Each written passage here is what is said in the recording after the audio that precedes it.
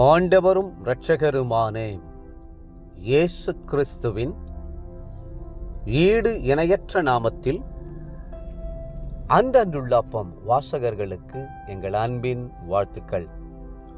2026 ஆண்டு பிப்ரவரி மாதம் 15ஆம் தேதி ஞாயிற்றுக்கிழமைக்குரிய தின தியானம்.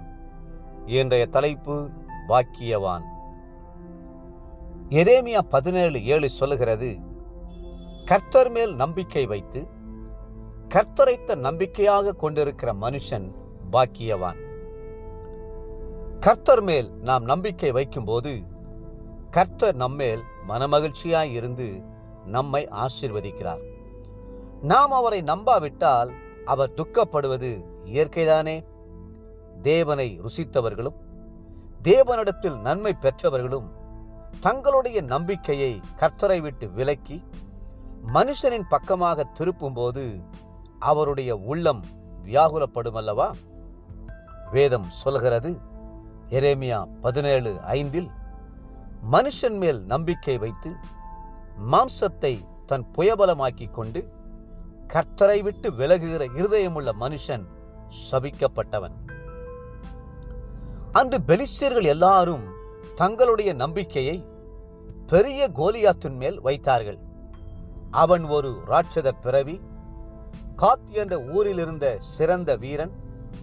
அவனுடைய தோற்றமும் உருவமும் போர் ஆயுதங்களும் அவனை பயங்கரமுள்ளவனாய் காட்டியது.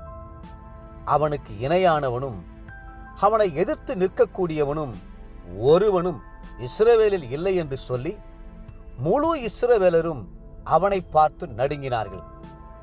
ஆனால் அங்கே ஒரு இளம் யூத வாலிபன் வந்தான். எந்த யுத்தத்திலும் பழக்கமில்லாதவன் அவன். விசேஷமான ஆயுதங்கள் அவனிடத்தில் ஒன்றுமில்லை. என்றாலும் அவன் கர்த்தர் மேல் முழு நம்பிக்கையை வைத்து கர்த்தரையேத்த நம்பிக்கையாக கொண்டிருந்தான். அவன்தான் தாவீது. அந்த சிறிய தாவீது ராட்சதனும் பெலிஸ்தரில் வீரனுமாக இருந்த கோலியாத்தை பார்த்து, நானோ நீ நிந்தித்த இஸ்ரவேலுடைய இராணுவங்களின் தேவனாகிய சேனைகளுடைய கர்த்தரின் நாமத்திலே உன்னிடத்தில் வருகிறேன் என்று சொன்னதுடன் கர்த்தரின் நாமத்தில் வெற்றியும் சிறந்தான். 1 சாமுவேல் 17:45. உங்களுடைய நம்பிக்கையை எப்பொழுதும் கர்த்தர் மேல் வையுங்கள், மனுஷர் மேல் வைக்காதேயுங்கள். நாசியில் சுவாசமுள்ள மனுஷனை நம்புவதற்கு அவன் எம்மாத்திரம்?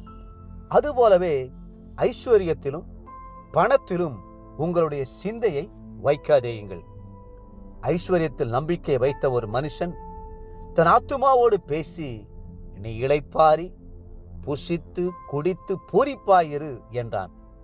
தேவனோ அவனை நோக்கி, மதிகேடனே, உன் ஆத்துமா உன்னிடத்திலிருந்து இந்த ராத்திரியிலே எடுத்துக்கொள்ளப்படும். அப்பொழுது நீ சேகரித்தவைகள் யாருடையதாகும் என்று கேட்டார்.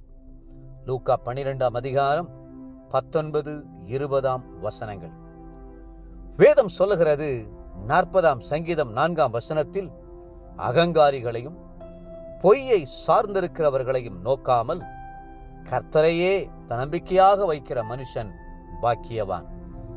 ஏனென்றால் தேவன் உண்மையுள்ளவர், வாக்கு மாறாதவர், பொய்யுரையாதவர். தேவ பிள்ளைகளே, கர்த்தர் மேல் நம்பிக்கையாயிருக்கிற நீங்கள் உண்மையிலேயே பாக்கியவான்கள். இன்றைய நினைவிற்கு 37ஆம் சங்கீதம் 5ஆம் வசனம், உன் வழியை கர்த்தருக்கு ஒப்புவித்து அவர் மேல் நம்பிக்கையாயிரு, அவரே காரியத்தை வாய்க்க பண்ணுவார்.